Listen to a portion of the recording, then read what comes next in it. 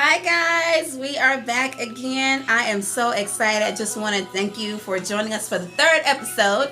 We are talking about what will it take to be, and so today I have the lovely, powerful entrepreneur, prophetic philosopher, Wow. Kayla Mills. Okay, she is just so amazing, and God is doing so many wonderful things in her and through her, and a breath of fresh air. And I think I talked about on the last episode, just inspiring, like literally fresh breath. And so we are starting today, kind of finishing up where we were last time. And so Kayla, we were talking about just experience and all of that. And when you give God a yes, it is a death sentence to some things, and you will see some things that you thought that you literally erected in your life come down.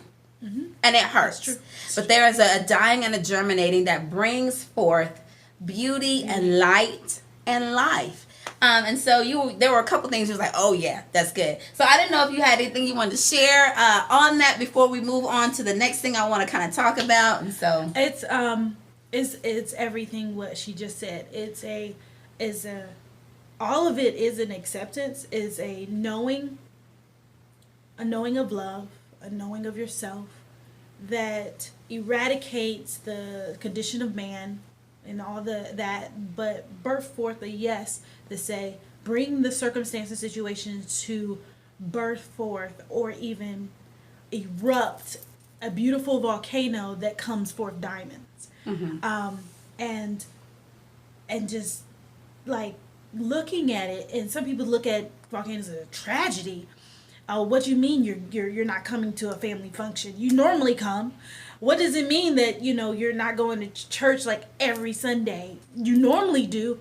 That's like a peeling back of so many thought processes that you're like, oh my God. And he's like, I need of you, you diamond in the rough. I'm like, okay. And it brings forth such beauty and acceptance. wow, that is so beautiful. Just kind of like peeling back. And for some of you, it may not be the church thing. It may be that your mother is a lawyer, or your father is an architect, and they put their expectations on you. Yes. And so it's the removing of the expectations of others off of you. Okay. And so, yeah, I mean, all of that, it is such a beautiful moment and a beautiful time to coming to the knowing and to be unapologetically you, as you were talking about before, and then just kind of embracing that, accepting it, and then moving forward. So what will it take for me to be? What will it take for you to be? And just some thoughts that I had talked about or written down earlier today. Honesty, of course. Honesty is all wrapped in this. This is truth. Because what God says about us, that is the truth. Yes. Not the facts that other people say and all that kind of stuff. But there is a difference between the truth and facts. And so with that being said, so I was just mentioning to Kayla before we came back on, so what will it take for me to be? And so what I thought about and what I wrote down was studying and learning the craft of you. What does that mean? What will it take in order for us to be fully manifesting and be fully who we are called to be in the earth as the I am that lives on the inside of us? We've come into the understanding, we've come into the light, and the light is alive and illuminating from us. Have you taken the time to study and learn the craft of you? So there are two different meanings when I say that. So study and learn the craft of you, not only you as the mother, as the wife, as the sister, and all of that, because that is who you literally are in the earth to some people and all of that. But who are you as the gift to the earth? So every single one of us has a purpose. We all have a destiny. And so the divine manifesting in that divine purpose, in the supreme purpose, if you will, the most high purpose in the earth, what does it look like to study and learn the craft of you? Because I truly do believe that every single one of us, we are crafted. The word says that we are fearfully and wonderfully made. So anything that's made with fear, it is crafted carefully. There's a certain way that I molded you this way for a certain purpose. So I did it just so that you can be this and manifest in the earth as this. And so what does it mean, philosopher, I say to you, to study and learn the craft of you? And I want you to kind of respond in both meanings. So here we are physically in the earth realm, and then the most supreme divine purpose of who you are meant to be in the earth and cause change. Like, what's that mean to you? I'm still learning that. Okay. Let's talk about that. Yes. Every day. When, for me personally, when I have a talent of talking. I used to get in trouble for my talking as a child. Okay. Because I used to talk so much. And I'm like, man, my mom and dad was like, my kids, they have a talking situation too. Okay. But some may seem it bad, but it's good. All things work together. I can dance. My mom is very creative with her hands. My dad can sing and dance, and he talks. My grandmother is a pastor. Certain things, just that studying of my history physically, of who my family is and what we carry, the good, the bad, the indifferent, all that. I looked at that and I was like, oh wow, well I can do this and I can do that and I can do that. So that's where I messed up. Because God wasn't talking in the midst of what I can do and I can do. Because just because you can do it doesn't mean that you're supposed to do it. And that took a studying for me. That's for a lot of us. You hear me? I mean, we see it immediately. Oh, it's in the lineage. Oh, I can do that. Yeah, I'm gonna do that. And God's like, no. And sometimes it causes us to go against the grain. Yeah. Like for me, like I told you, I can sing, but that totally went against the grain for me. I'm not anointed or purposed to sing.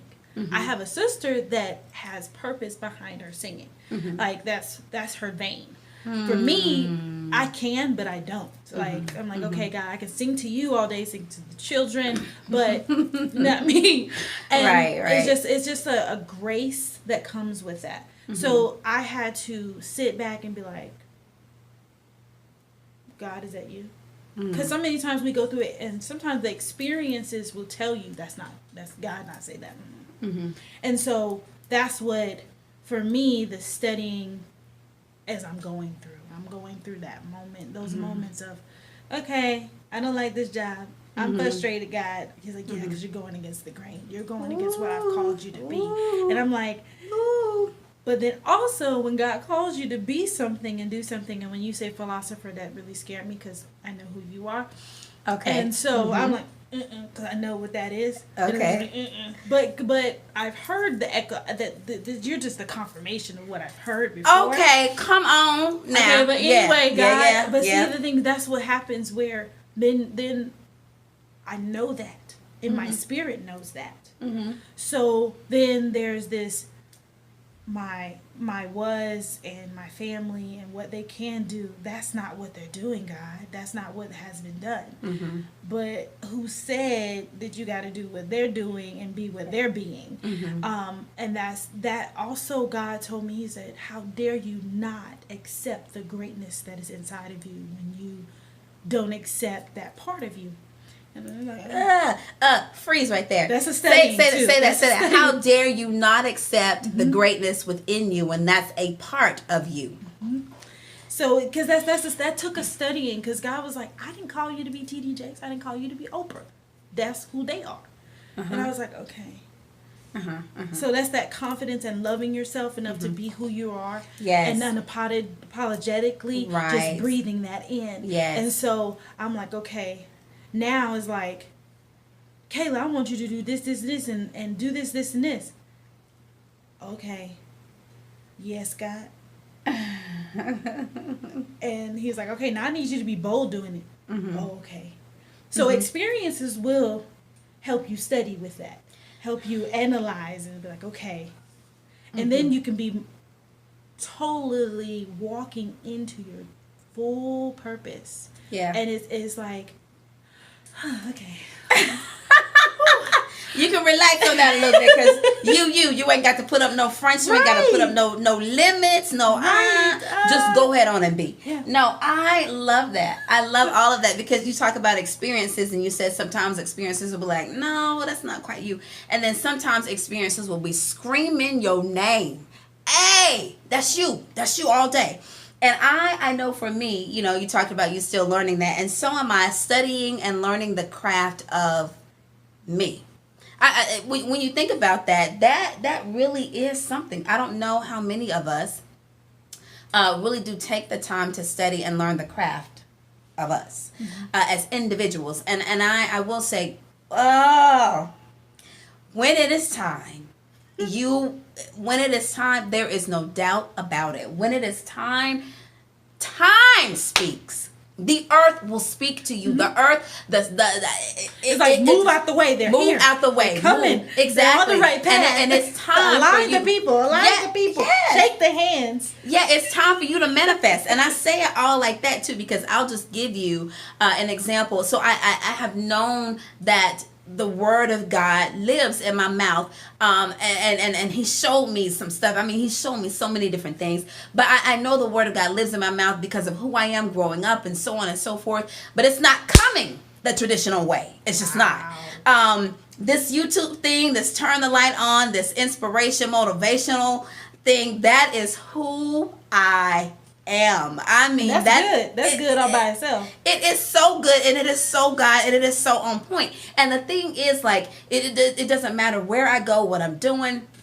It shows up at work. It shows up at people I don't know. I mean, it shows up. And I'm telling you, as of late, like, I mean, it's like, Christine, it's motivational speaking. That is who you are. I need you. I have need of you. And so literally, when you begin to transition into the real you and the things that you've gone through, the hell, the high water, all of that, which has broken you down, you said yes, and you've gone through the pain and all that in the past and the present and where you're going, and it's coming into an unknowing, and you're like, okay, I'm accepting this. Okay, I'm going on to be. So the more you manifest, the more comes to you. Mm-hmm. And so here's a prime example. I had a chance. I was flying for work, and I was coming back from work, and I saw this gentleman on the plane coming down the aisle, and I was like, wow. So he's pretty young, I could tell, and very, very smart, whatnot. And he just looked like wealth. You hear me? He just did.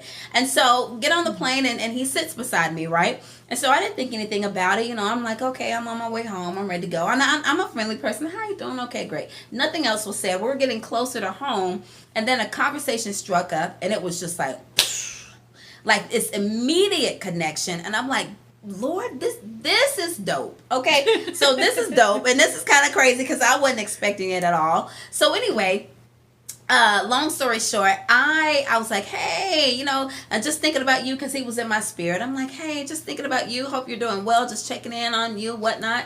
He was like, yeah, I got time to chat. Call me. So a few minutes went by. I called him. So as I'm talking to him, he was like, so what is it that you want to do? Because one of the things he told me on the plane, he was like, your energy is infectious. It just is. Mm-hmm. And I was like, that's why I said you were shy? Okay, yeah. Right. So he was like, your energy is infectious. I'm like, okay, whatever. And so we talking and whatnot. And then he was like, so this is what you need to do. And when I say the plan of God just dropped down in a 15-minute conversation, and I'm going, what? And when I say plan, I mean business plan, different names and things that I need to study as for who I am. And to get my stuff together and how to market and who's my audience and this and that. And I'm going, Lord have mercy. I never would have imagined the plan of God like this. I never would have imagined it coming to me like this. But the universe, God says, now is the time. And I am dropping upon you what I need you to do. I was like, what? Okay. And then I was done. I was so done, and I have already begun my research, and I've got so much more to do and get my business plan together and for all of that. And I'm like, Lord, I just would have never put it this way, because there are so many around me expecting me to get on a pulpit and say, thus saith, and God is like, I called you for more than that. I called you outside of that. I need you. I need you in more than one arena, okay? And I need you where I am. That right there will speak by itself. That's it. And I mean, that's it. And so I was like, okay, God. And then even too, like, just so much, like my music, I have come to understand that I am an artist. I'm a jazz artist. I am an inspirational jazz artist. That is who I am. And so I am just looking forward to everything that God has in store. Hey, but here's the thing, though. Y'all got to come back. Y'all got to come back, because we're still talking. And we're talking about fruition. Yes. And we're talking about manifesting who we really are. So, like, again, what will it take for me to be? I want you to ask yourself. Yes, please ask yourself. Ask yourself, what will it take for me to be? Mm-hmm. So I want you guys to hang on. We got one last segment coming up. You do not want to miss this. We hope that you are being inspired. Okay, love you guys. Talk to you soon. Bye. Ladies and gentlemen, I am really hoping that you are enjoying the What Will It Take for Me to Be series, these little episodes here. I tell you what, as I am going back and listening, I am so inspired and just so encouraged by what my sister and I have discussed. And I want to let you know we've got one final episode airing on Wednesday, April the 11th at 8 p.m. You have got to join this last and final episode. I'm telling you, I have been so blessed, and I pray that you have as well. And so again, the final episode, episode 4, will be airing on Wednesday, April the 11th at 8 p.m. We hope that you can join us. And again, you see here, Kayla Mills, her information. Please be sure to follow her. She is an up-and-coming young millennial philosopher, and I just so appreciate her and appreciate her time in sharing and talking and in being an inspiration to all of us. So we look forward to seeing you again on Wednesday, April the 11th, for the 4th and final episode of What Will It Take for Me to Be. All right, see you then. Bye-bye.